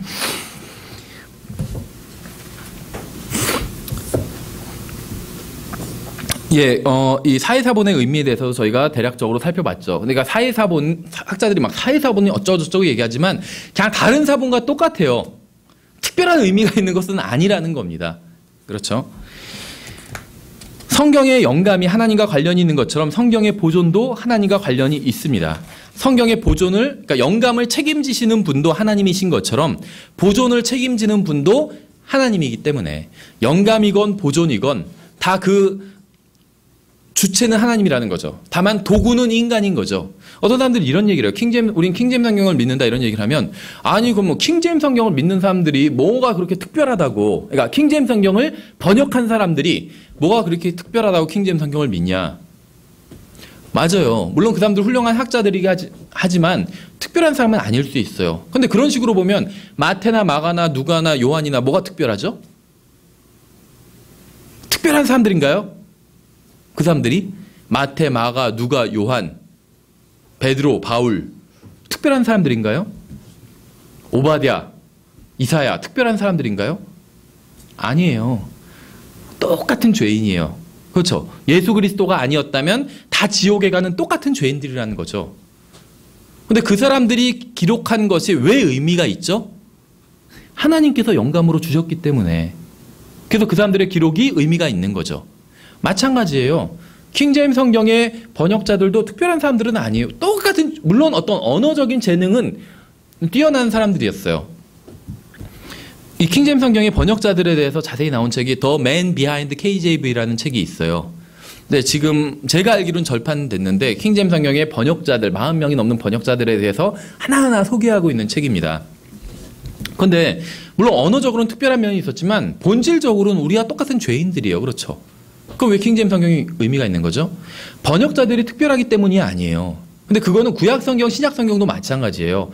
구약 성경과 신약 성경의 기록자들이 특별하기 때문에 구약 신약이 의미 있는 게 아니죠. 그 사람들은 우리랑 똑같은 죄인이지만 구약 성경과 신약 성경의 저자이신 그 성경에 영감을 주신, 영감으로 주신 그 성경을 하나님께서 특별한 분이기 때문에 의미가 있는 거죠. 마찬가지예요. 킹제임 성경이 하나님의 말씀이라면 그 하나님의 말씀에 영감을 주신 하나님이 특별하기 때문에 킹제임 성경이 의미가 있는 거지, 어떤 킹제임 성경의 번역자들이 특별하기 때문에 킹제임 성경이 의미가 있는 것은 아니라는 겁니다. 한 언어에서 다른 언어로 번역할 때는 단어 대 단어로 번역을 하는 것은 거의 불가능합니다. 불가능해요. 왜 그런지 아세요? 단어 대 단어가 1대1로 호응하지 않기 때문에. 이런 예는 굉장히 많아요. 아마 번역을 해보신 분들은 알 겁니다. 그래서 어떤 분은 그래요. 야, 이게 영어로 뭐냐? 이렇게 물어보는 분들이 있는데 영어를 잘 못하는 분들이 주로 그렇게 물어봐요. 그게 영어로 있을 수도 있어요. 책상이 영어로 있을 수도 있죠. 근데 예를 들면 김치가 영어로는 없어요. 그렇죠? 그럼 김치가 영어로 뭐냐? 예를 들면 그렇게 물어보면 그건 대답을 할 수가 없어요. 그냥 김치는 김치예요. 그렇죠? 그러니까 1대1로 호응하지 않는 것들이 많다는 거예요. 예를 들면 칫솔도 우리나라 말로는 한 단어죠. 영어로는 한 단어인가요? 칫솔이? 2단어예요. 그렇죠. 그러니까 1대1로 호응하지 않는 단어가 굉장히 많다는 겁니다. 킹제임 성경은 현대의 번역본과는 비교할 수 없을 정도로 직역된 성경이에요. 그러나 그렇다고 해서 완벽하게 직역된 것은 아니고 그럴 수도 없습니다. 하나님께서는 히브리어로 자신의 진리를 계시하시기 시작하셨고 그 다음에 자신의 진리를 뭘로 계시하셨죠? 그리스어로 게시하셨어요. 그렇죠. 그리스어를 선택하셔서. 그 다음에는 영어로 완성을 하신 거예요. 그럼 하나님께서 왜 히브리어를 선택하셨냐? 몰라요. 그게 하나님께서 일하시는 방법이에요. 하나님께서 항상 어떤 일을 하실 때는 어떤 특정한 것을 선택하세요. 근데 왜 그걸 선택하셨냐? 이렇게 따지면 할 말이 없어요. 하나님께서 그렇게 선택하신 거예요. 예를 들면 하나님께서는 히브리어를 선택하셨어요. 그렇죠. 다음에 예루살렘을 선택하셨죠. 예루살렘이 뭐가 그렇게 특별하냐? 몰라요. 그냥 하나님께서 선택하셨으니까 특별한 거예요. 하나님께서는 유대인들, 이스라엘 민족을 선택하셨죠. 아브라함 한 사람을 선택하셨잖아요. 다윗 한 사람을 선택하셨죠. 하나님께서 왜 다윗을 선택하셨죠? 몰라요. 그건 그렇죠. 그냥 하나님께서 선택하신 거예요. 그러니까 하나님께서 일하시는 방법이 항상 그런 식이라는 거예요. 특정한 하나를 선택해서 일을 하십니다. 그것이 도시든 사람이든 언어든 하나님께서는 그렇게 일하신다는 거예요. 하나님께서 왜 영어를 선택하셨냐? 몰라요. 영어를 선택하신 거예요. 물론 이제 설명할 수 있겠죠. 어느 정도는. 히브리어를 선택한 여러 가지 이유가 있겠죠. 하나님께서. 히브리어는 독특한 언어예요. 이 세상에서 히브리어와 같은 군에 속하는 언어는 거의 없습니다. 거의 없어요. 히브리어와 비슷한 언어가 거의 없다는 거예요. 독특한 언어예요. 굉장히. 유대인들만 사용하고 있는 언어고. 그러니까 히브리어는 어떻게 보면 언어에서는 왕따인 언어 같은 언어예요. 다른 언어와 굉장히 다르다는 거죠. 그래서 어떤 것을 보존하기 위해서는 어떻게 해야 되죠? 격리잖아요. 그렇죠. 격리. 진돗개를 보존하기 위해서는 진도에 다른 개가 못 들어가게 하면 돼요. 격리하는 것. 그래서 히브리어는 다른 언어와 격리된 언어예요. 하나님께서는 자신의 말씀을 보존하기 위해서 격리된 언어를 선택하셨어요. 그렇죠. 그런데 예수 그리스도께서 십자가에 달리시고 나서는 그 사실을 알려야 되죠. 온 세계에. 그래서 어떤 언어를 선택하셨죠? 당시의 국제어인 그리스어를 선택하신 거예요. 로마의 언어인. 그렇죠. 그리스어를 선택하신 거예요. 많은 사람들이 사용하는 언어를 선택하신 거죠. 그럼 하나님께서는 왜 영어를 선택하셨죠? 지금은? 이 세상에서 가장 많은 사람들이 사용하는 언어가 뭔지 아세요? 가장 많은 사람들의 모국어. 중국어예요. 영어가 아니에요. 가장 많은 사람들의 모국어는 중국어예요. 근데 가장 많은 사람들이 이해하는 언어가 뭔지 아세요? 영어예요. 압도적으로.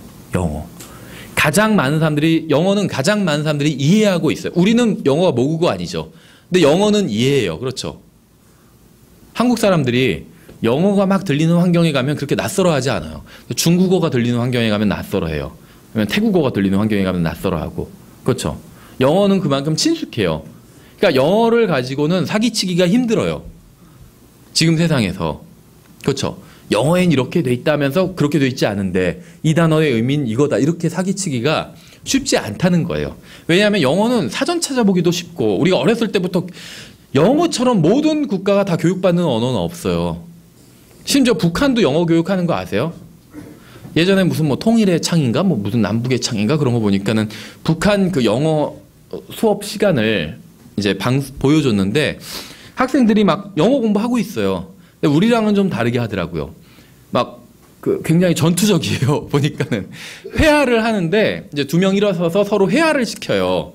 뭐 fine, thank you, and you 막 이런 거 나오잖아요.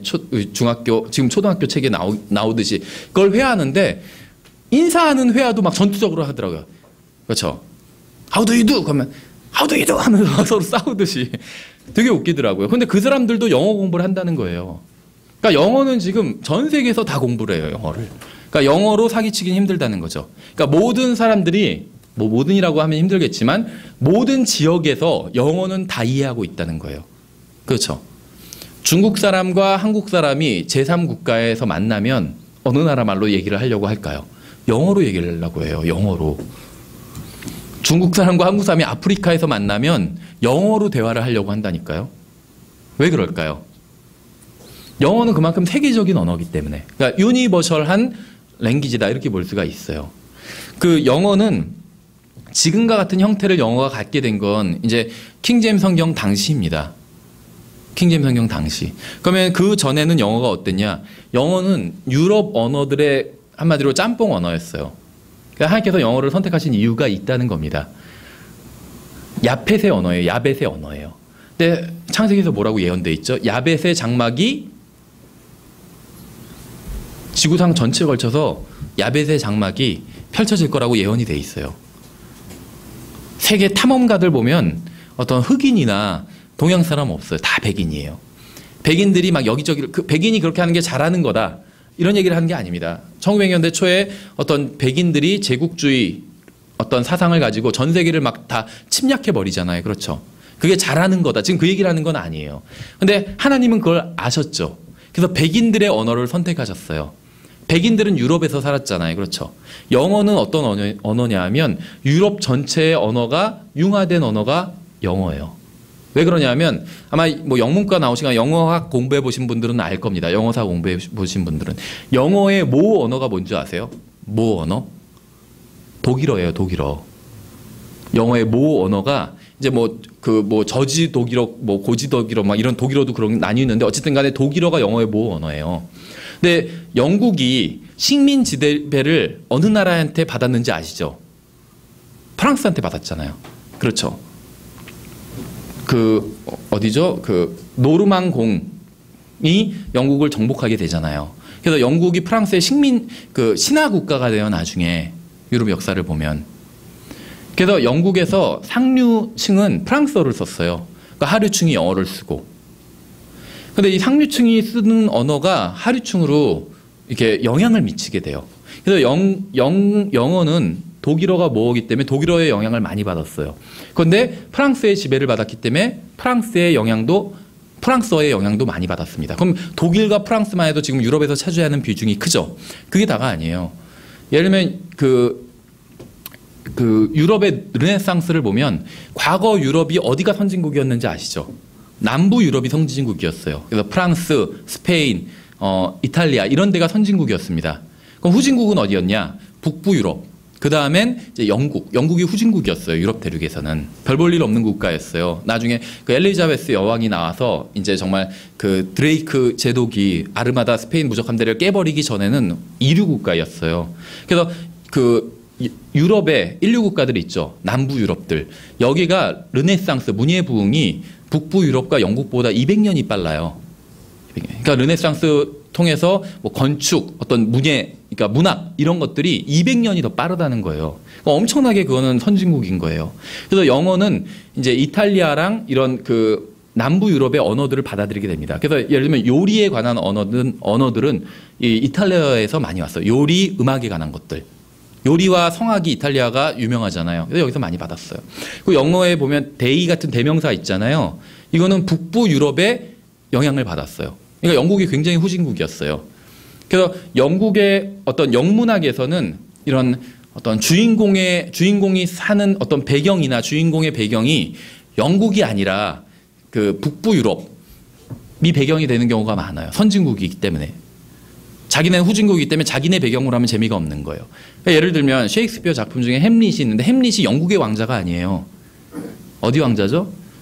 까먹었는데 아마 덴마크의 왕자인가 그럴 거예요. 햄릿이. 그래서 이 영어 자체가 데이, 댐 이런 대명사들이 북부 유럽의 언어에서 그대로 가져온 거예요. 그러니까 이 영어는 유럽의 언어들을 버무린 게 영어예요. 그래서 유럽 사람들은 영어를 좀 더 쉽게 배워요. 동양 사람보다. 왜냐하면 동양의 언어가 영어에 들어가지는 않았거든요. 그러니까 하나님께서 영어를 선택하신 이유가 있죠. 유럽 사람들이 쉽게 이해하는 언어예요. 게다가 영국의 언어가 됐고 영국이 나중에는 후진국이었지만 킹제임스 성경이 번역될 당시에는 선진국이 아니었죠. 근데 그 나중에는 선진국이 되죠. 그래서 정말 대영 제국이 돼서 나중에는 정말 세계에서 몇 번째로 큰 그런 제국을 이루게 되잖아요. 영국이. 그렇죠. 그러니까 하나님께서 영어를 선택하신 건 그리스어를 선택하신 것과 정확히 똑같은 이유예요. 그걸 통해서 진리를 전파하기 위해서.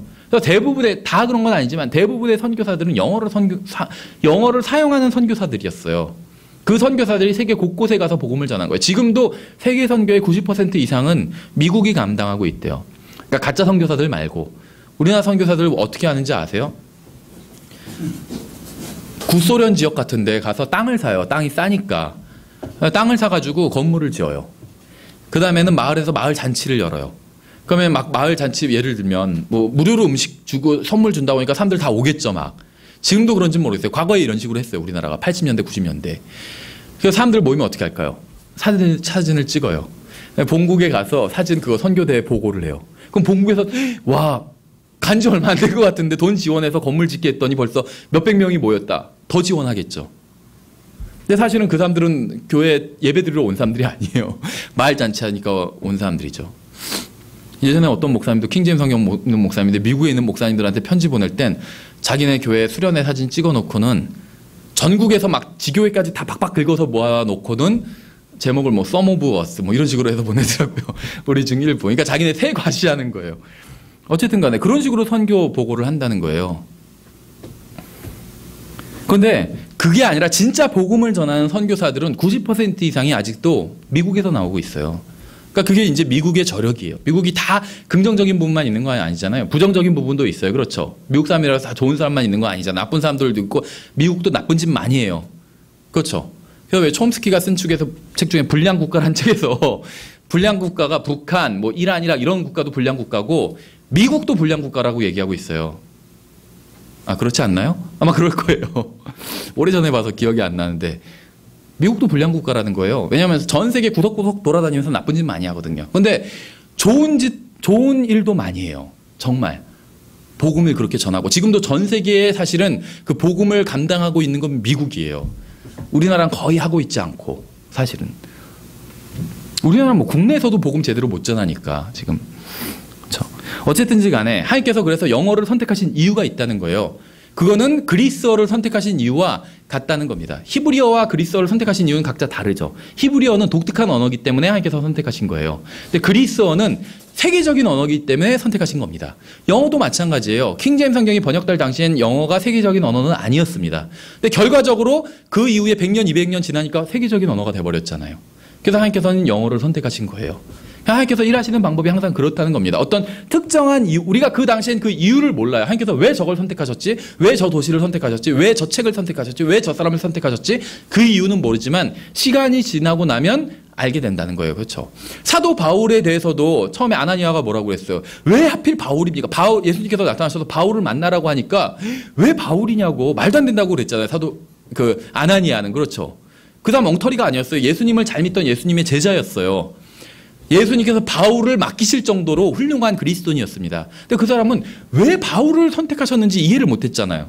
예수님께서 어쨌든 간에 내가 선택한 그릇이라고 말씀하셨잖아요. 근데 나중에 사도행전이 다 기록되고 나서 교회사가 역사가 끝나고 나서는 바울을 왜 선택하셨는지 우리는 그 이유를 충분히 알 수가 있죠. 바울은 굉장히 열성이 있었고 자기 목숨까지도 내어서 그렇게 복음을 전하는 사람이었어요. 저희 지금 데살로니가전서 공부하고 있는데 저희 교회에선 데살로니가전서 2장에 보면 바울의 사역의 비결이 나와요. 제가 유튜브에 올려놨으니까 한번 들어보세요. 바울이 뭐라고 하냐면 자기 혼까지도 줄 수 있다고 얘기했어요. 바울의 사역은 성공적인 사역이었죠. 성공적인 사역이란 건 사람이 단순히 많이 모인다 이런 얘기가 아니에요. 신실한 교회를 세웠어요. 신실한 사람들을 만들어요. 데살로니가 성도들은 신실한 사람들이었거든요. 신실한 성도들이 나왔어요. 그 이유는 뭘까요? 신실한 사역을 했기 때문이에요. 근데 그 신실한 사역의 비결이 6가지가 나오는데 데살로니가전서 2장에서 그 중에 하나가 뭐였냐면 자기 혼까지도 바치는 사역을 했어요. 사도 바울은. 만약에 여러분 중에 아마 사역자가 나올지도 모르겠어요.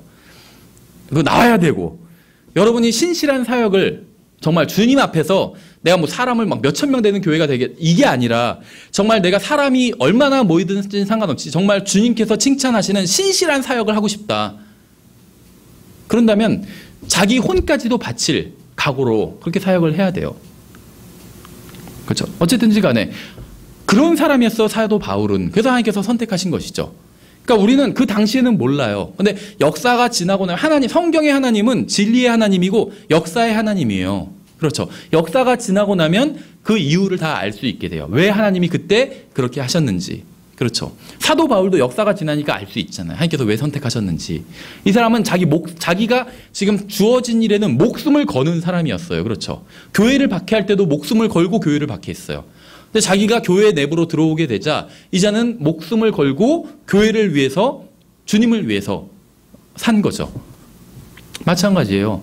그러니까 하나님께서 어떤 걸 선택하실 땐 이유가 있다는 겁니다. 우리가 당시엔 이유를 잘 몰라도. 그러니까 하나님께서는 히브리어를 선택하셨어요.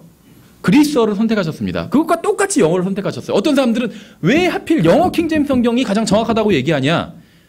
그리스어도 아니고 히브리어도 아니고 특히 학자들은 비웃죠. 그리스어 히브리어를 굉장히 권위를 줘요. 왜 권위를 주죠? 그 이유가 뭐죠?